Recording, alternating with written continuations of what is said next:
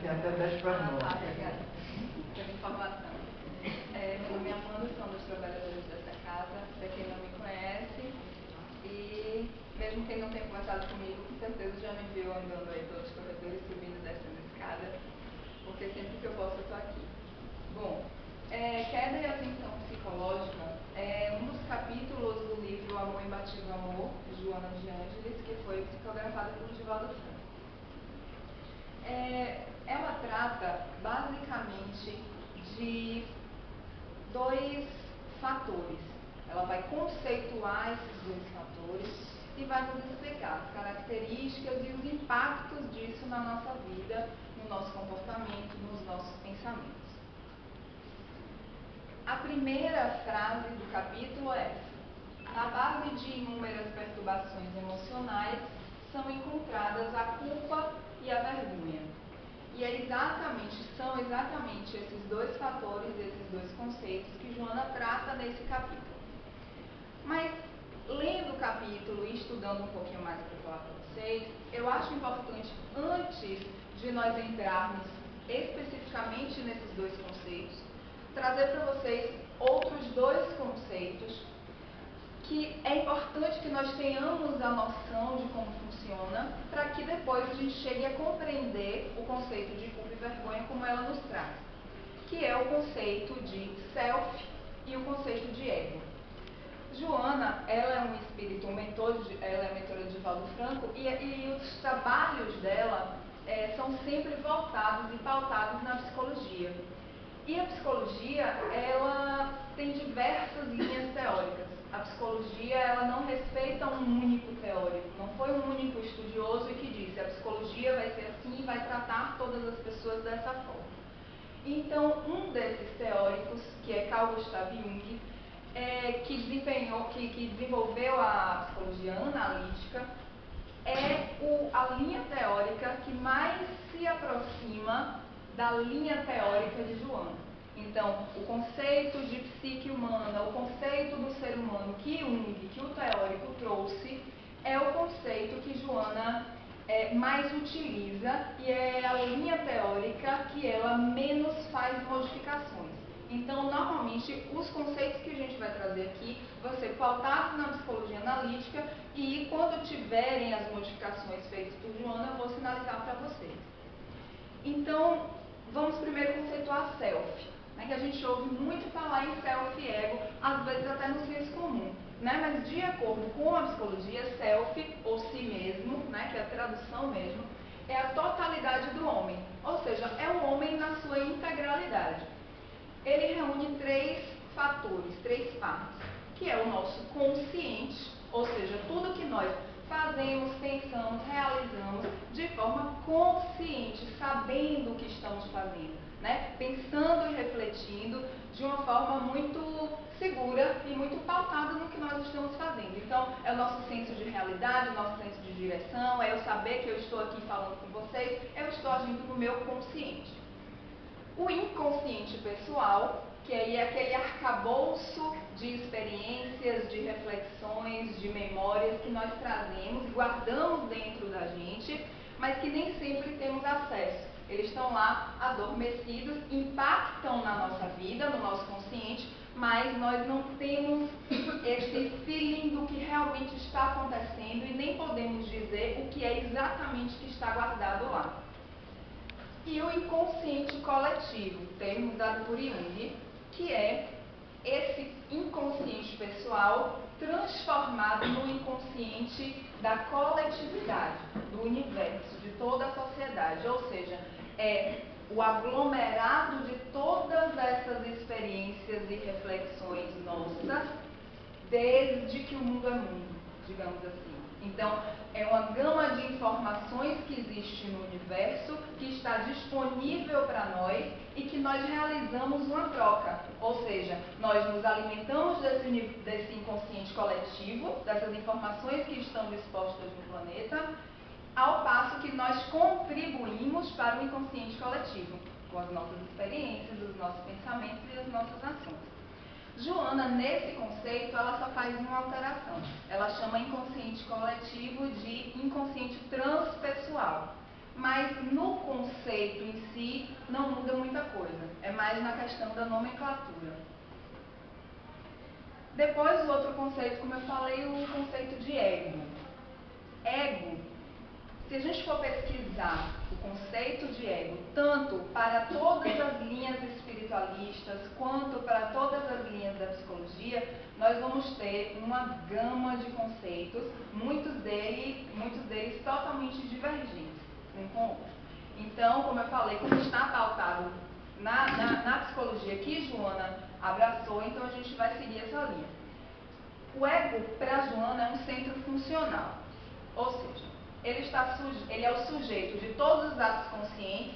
Então, ele é o que nos impulsiona a agir, nos impulsiona a pensar, nos impulsiona a nos posicionarmos. É o nosso ego. Ele é um mediador entre o nosso consciente e inconsciente, ou seja, aquelas coisinhas adormecidas que estão lá no nosso inconsciente pessoal, o ego normalmente se utiliza delas e traz para a consciência. Não de uma forma que nós tenhamos plena consciência do que ele está usando, mas de forma que isso que ele traz, essa informação que ele traz, impactue exatamente nas nossas ações. Então, essa comunicação entre consciente e inconsciente, o ego faz. E outra coisa que depois eu acho que vocês vão entender melhor, é um defensor ferrenho de nossa personalidade. Por que eu digo isso? Porque nós não nascemos com uma personalidade formada, né? Nós vamos formando a nossa personalidade de acordo com as nossas experiências, as nossas orientações, de acordo com como nós fomos orientados a agir. Então, o ego, ele não vai julgar, ele não entra no papel de julgar se você está agindo bem ou mal, de uma forma correta ou equivocada. Ele simplesmente vai defender a personalidade que você traz. Então, aí é onde o ego se torna perigoso, porque se você entrar num padrão de comportamento e de personalidade que vai te levar para uma autodestruição, um sabotamento pessoal, o ego ele vai te defender, porque essa é a personalidade que você está abraçando. Da mesma forma como se você voltar à sua personalidade, tentando se melhorar, tentando modificar para algo que lhe traga mais tranquilidade, ele vai se opor um pouco, porque ele não está afim dessa modificação de personalidade, porém, depois dessa personalidade formada, ele também vai defender. Então, é aquela faca de dois gumes, né? Então, por isso que a gente tem que tomar muito cuidado com o ego e como ele se relaciona conosco e nós com ele. Bom, então vamos agora para o conceito que ela traz. Não tinha nada a ver com o slide aqui para você. Culpa. Aqui é uma frase do texto onde ela traz o conceito de culpa. A culpa procede de uma peculiar sensação de estar se realizando algo que está errado e de como esse comportamento afeta as demais pessoas. O ato de haver se equivocado sem uma estrutura equilibrada do ego em relação ao corpo produz uma distonia que gera sentimentos profundos de amargura e desajuste emocional. Ou seja, nós temos comportamentos, ações e pensamentos, a nossa forma de estar no mundo nos dá um feedback de como nós estamos pensando e levando a nossa vida, e desenvolvendo as nossas crenças e desenvolvendo a nossa essência. Como nós estamos mostrando quem nós somos? Através da nossa vivência no mundo, através das nossas relações, de como nós estamos inseridos nisso tudo. A partir do momento que nós começamos a refletir, mesmo, pode parecer paradoxal, mas mesmo uma reflexão inconsciente, ou então poderia dizer, a partir do momento que nós começamos a nos incomodar com alguma ação ou pensamento nosso, que para nós, mesmo que nós façamos repetidamente, ela me causa algum constrangimento, algum incômodo, tanto para mim, em relação à minha vida, quanto em relação à vida de outras pessoas. Então, esse incômodo começa a trazer para você o que ela chama de sentimento de culpa. Ou seja, eu vim, mas deixei meus filhos em casa e aquilo está me corroendo de alguma forma. Vai gerando em mim um sentimento de culpa. Eu vim realizar um trabalho, mas eu fiquei culpada de deixá-lo. Às vezes, são coisas assim, quer dizer, a maioria das vezes são coisas assim, do cotidiano, que nós vamos fazendo as nossas escolhas, abrindo mão de algumas coisas para termos outras.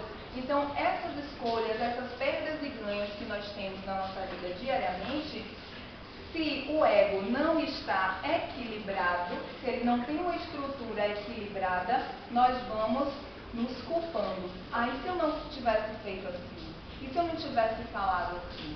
E isso vai somatizando e somando.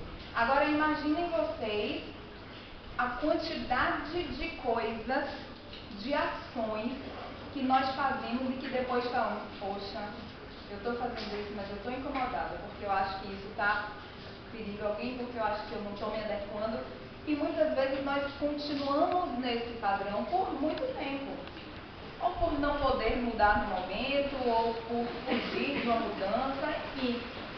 Podemos ter vários argumentos para que isso se perpetue e isso continue acontecendo.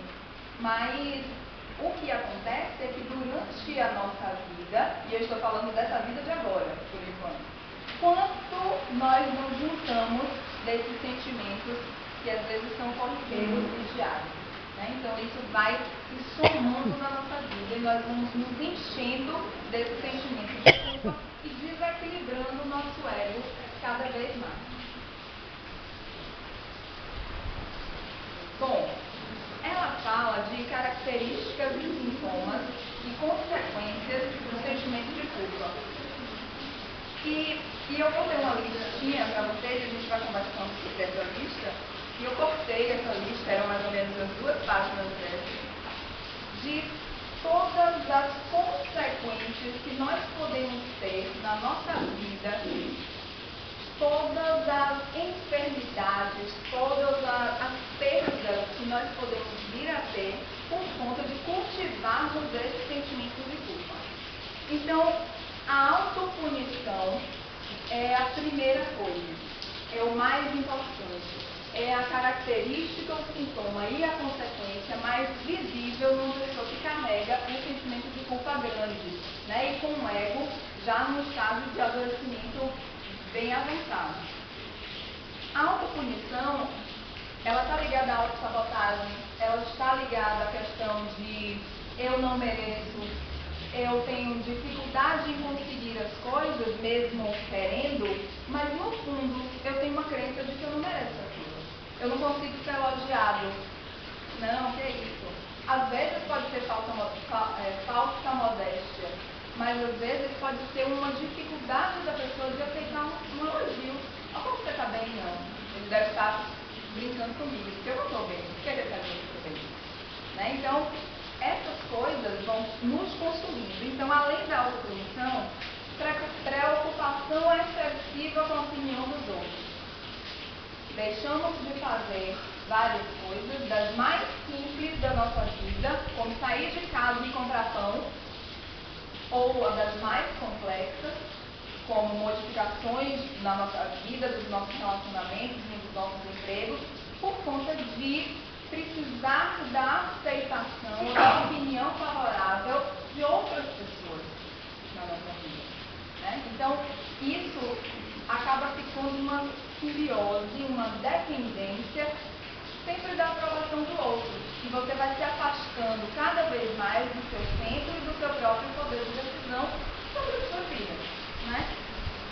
Sente-se mal quando recebe algo, pois na verdade não se considera digno de aceitar, que foi o que eu estava falando da dificuldade de aceitação de um simples elogio expressivo. Fala repetidamente sobre o que motivou a sentir culpa, quando essa culpa, ou esse motivo, ou essa causa é algo consciente, porque muitas vezes não é, a grande maioria das vezes não é. Então, assim, eu saí, deixei meus filhos e toda hora, todo mundo que eu encontro, eu dizer, ai gente, eu tô aqui, mas eu tô pensando em mim estar lá em casa. E aí você começa. Em todo momento, em todos os momentos, com todas as pessoas, você fica falando daquilo. Ai, eu tô fazendo isso, mas eu não tô gostando. E e aí no outro dia, eu tô fazendo isso, tô vindo pra cá, mas não tô me sentindo bem, e começa a repetir, como se fosse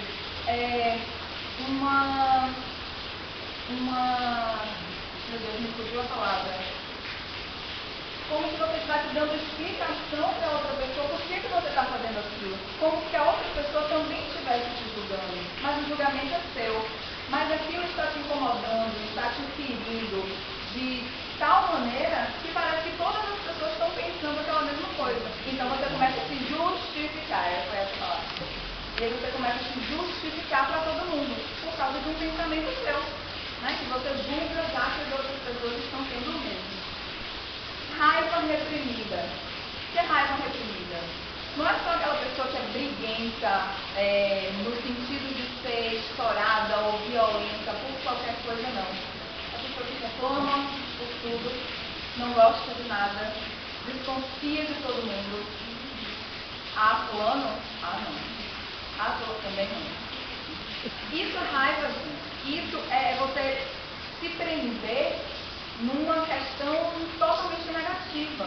E você não se abrir às oportunidades de conhecer fulano, de ver se o trabalho é legal, de se dar a oportunidade de, poxa, será que essa impressão é isso mesmo?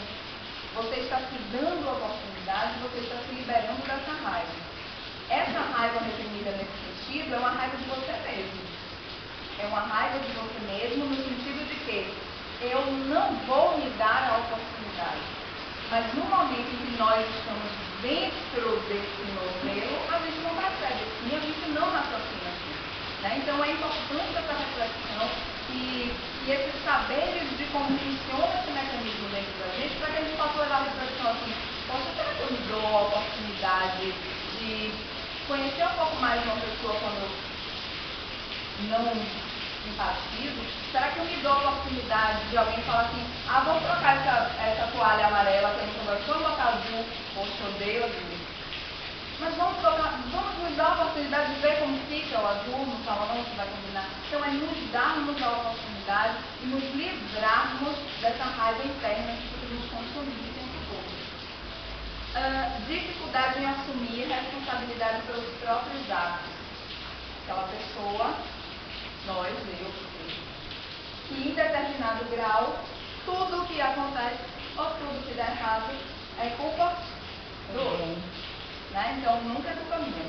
Se eu cheguei atrasado, não foi porque eu não me organizei, foi por causa do trânsito, hoje foi da chuva. Mas assim, nos outros dias foi porque alguém me atrasou, foi porque alguém me ligou, enfim. Se eu estou triste, isso não deu certo no meu trabalho, se meu chefe é assim. Se meu casamento não deu certo, mas o outro era insuportável, estava insustentável. Então, isso vai se repetir. Percebam que é sempre um padrão de repetição. Quando nós entramos numa forma de nos comportarmos, de nos pensarmos e nos percebermos dessa forma, é um padrão e um processo. E isso vira uma bola de neve. E isso, a tendência é sempre aumentar e tomar proporções muito maiores. Né? Tudo tem um início e tem um processo de desenvolvimento. E o prognóstico nunca é muito bom. Né? Quando a gente entra nesse mecanismo de repetição. Então, sente-se rejeitado, responsabiliza o outro pelo próprio sofrimento, que de qualquer forma tem a ver com a questão da responsabilidade. Dificuldade em expressar os reais sentimentos. Hoje a gente vê muito isso, principalmente quando as pessoas associam o expressar dos seus sentimentos com fraqueza. É muito comum esse raciocínio, né? Então, eu tenho um problema com fulano, mas eu não vou conversar com ele. Sabe por quê? Porque se eu for conversar com ele, eu vou me emocionar e vou chorar. E aí eu vou demonstrar que eu sou fraco. Essa associação é cada vez mais comum. E muitas vezes nós temos isso, em graus diferentes, mas temos. Né? Então, o medo de confrontar o outro para resolver um problema, simplesmente para não demonstrar minha fraqueza. Se eu me emocionar, eu sou fraco. Se eu gaguejar, eu sou fraco. Se eu ficar nervoso na hora de falar com todo mundo, eu sou fraco. Então, é associar as nossas limitações com fraqueza. Né? E não tem nada a ver. As nossas limitações estão aí para serem processadas e que a gente passe por cima delas naturalmente, como forma de aprendizagem. Não significa que eu sou fraco porque eu não sei fazer isso, da forma como deveria fazer. Né? Isso é um processo de aprendizado. Não consegue. Aí nós temos duas coisas bem antagônicas, mas que as duas coisas podem ser a consequência do sentimento de culpa, que é não conseguir falar não nunca e falar não sempre. Então percebam que também é uma questão de extremos, né? Nós temos que buscar uma linha mediana, equilibrada, porque nenhum nem outro é saudável. Né? Então, se eu for permissiva ao ponto de nunca dizer não a ninguém, em algum momento eu vou me ferir com isso. Né? Eu vou fazer algo, ai meu roteiro, pronto. Eu vou fazer algo que... Obrigada. Eu vou fazer algo que vai me punir de uma forma que vai desenvolver outros sentimentos de sofrimento dentro de mim. Imagine se eu não tenho condição alguma de sair agora para dar carona a alguém. Mas a pessoa me pede e na hora eu travo. Eu não consigo nem raciocinar para dizer assim, peraí, eu não estou podendo agora não, deixa eu ver se tem alguém que vai do seu lado. Eu nem raciocino, porque eu poderia resolver dessa maneira. Não, eu vou. Ai meu Deus, e aí eu já estou toda enrolada, imagine isso todo dia com várias solicitações que nos chegam, né? E a outra coisa é o não. Não. Pode não. Quer fazer isso não. Então é o não repetido. Isso também vem do sentimento de culpa e é também um pouco ligado àquela questão do se permitir, que eu falei anteriormente, daquela raiva reprimida. Necessidade em agradar, que está muito ligada à questão do eu tenho que aceitar e eu tenho que dizer sim o tempo todo. Não consegue administrar o tempo, porque está sempre sobrecarregado e dificuldade em fazer algo só para si mesmo também está relacionado com a dificuldade da negação. Né? Muitas pessoas sofrem muito com isso, embora seja assim. Sabe que é normal as pessoas que têm essa característica ouvirem? Ah, você é tão evoluído, você é tão bonzinho, pode pedir a ela que ela faz, que ela é super solícita. Normalmente esses elogios são dados às pessoas que já estão, se não estiverem já na questão do ai meu Deus, eu vou ter que dizer sim, eu não posso dizer não e eu vou me complicar, mas ela está quase lá. Então, o equilíbrio e é sempre muito recomendado nessas horas, e a questão de o cuidado com esses elogios, porque esses elogios no sentido de fulana é tão boazinha, ela é tão solícita, pode pedir que ela vai fazer para você, podem ir mascarando e te ressarcindo dessa dor que você está sentindo por passar por cima das suas próprias limitações, né, para realizar algo pela sua dificuldade em dizer não. Então, esses elogios acabam mascarando isso. Ou seja, não, eu acho que eu estou no caminho certo, porque todo mundo está gostando de mim, todo mundo está me elogiando. Então, isso vai mascarando e você vai entrando cada vez mais no processo e no novelo, né, que a gente estava dizendo. Baixa autoestima e falta de amor próprio, que o sentimento de culpa normalmente vai trazer, né, porque se eu me culpo, eu me puno, consequentemente, meu preço, meu valor como pessoa vai decaindo. Né? Nada que eu faça pode ter muito valor. Porque se eu não sirvo para aquilo, olha aquela coisa absurda que eu fiz, como é que eu vou prestar para alguma coisa?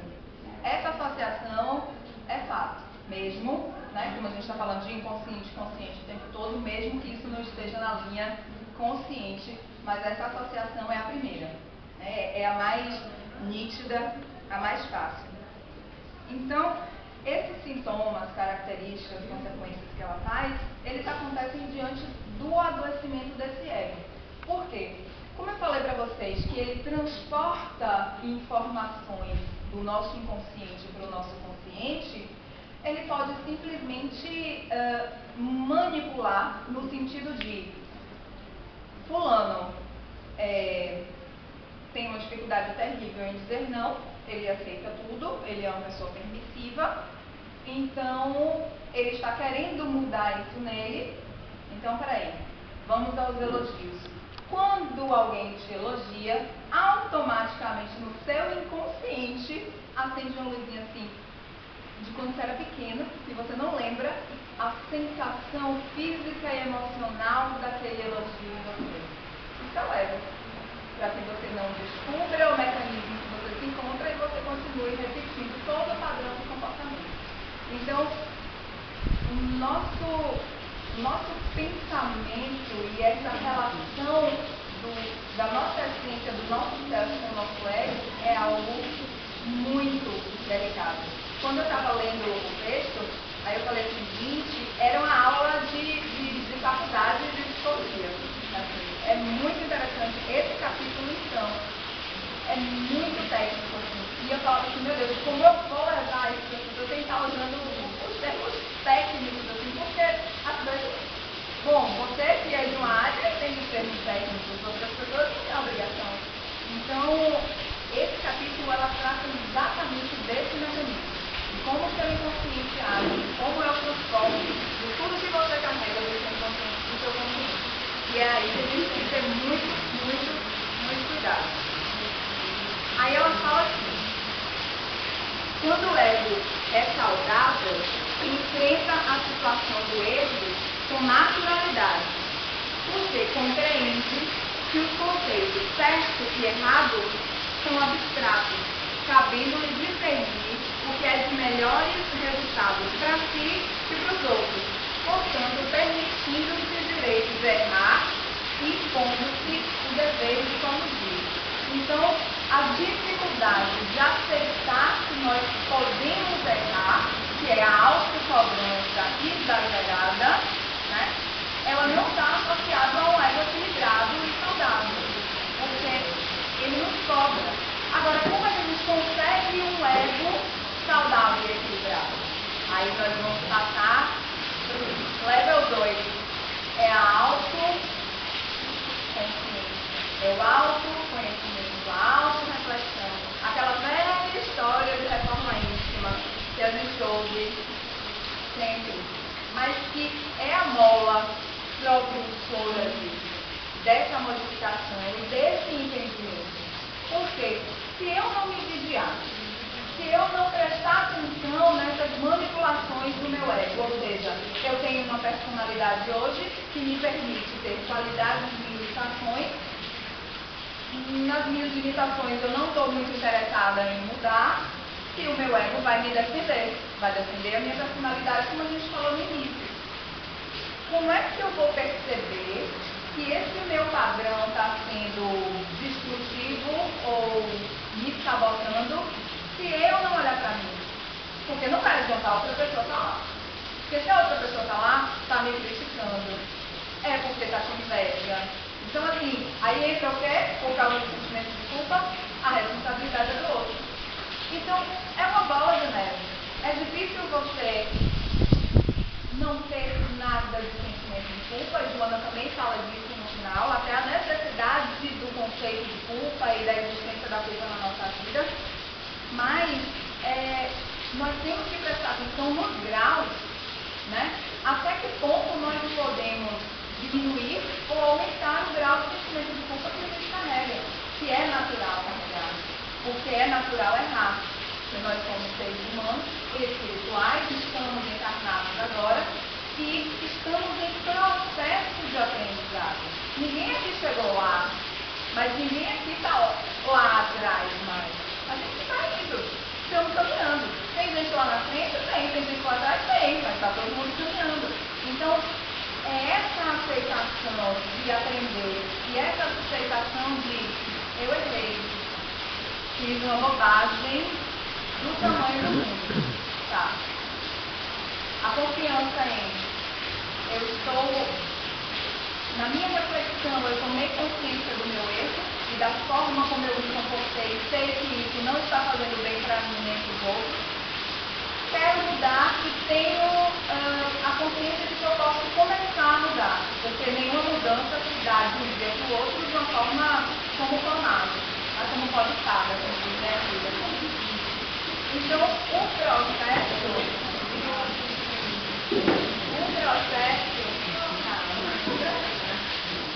processo é tomar consciência, né, do que está acontecendo com a gente, para que nós possamos levar o nosso ego dessa condição adoecida para uma condição saudável. Isso realmente só vai começar a fazer isso, só vai começar a repercutir na nossa vida quando a gente quiser pelo menos tomar consciência. A mudança vem depois, a mudança vem como consequência da tomada de consciência das nossas próprias limitações.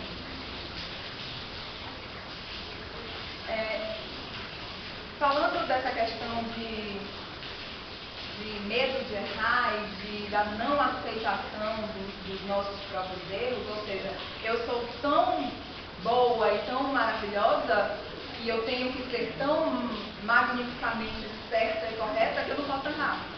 Porque se eu errar, sabe aquela criança que tira 10, 10, 10, 10 e tira 9,5 dando um escândalo?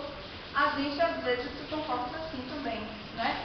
No esforço imbuído de andar corretamente, de ser equilibrado, a gente acaba saindo também do equilíbrio em busca dessas coisas e começamos a nos achar um pouco superior às outras pessoas que talvez errem um pouco mais de acordo com o nosso julgamento, né? E aí, quando eu dou uma escorregada, meu Deus, que as outras pessoas vão pensar, preocupadas com a opinião dos outros, né? Meu Deus do céu, e agora? Vou fazer isso? Não, negação. Vou fazer isso? Vou ter que fazer logo, eu não consigo negar. E aí a gente entra de novo todo aquele processo que a gente estava falando. Né? Então, Jung ele tem uma frase interessante. A verdade sai do erro. Por isso, nunca tive medo de errar. Nem dele me arrependi seriamente. Né? Ele trata muito essa questão. Claro que aqui ele fala numa questão de arrependimento, de se martirizar por causa do seu erro. Quando a gente erra e vê que fez uma bobagem muito grande, você fala assim, poxa, não era para ter feito assim. Né?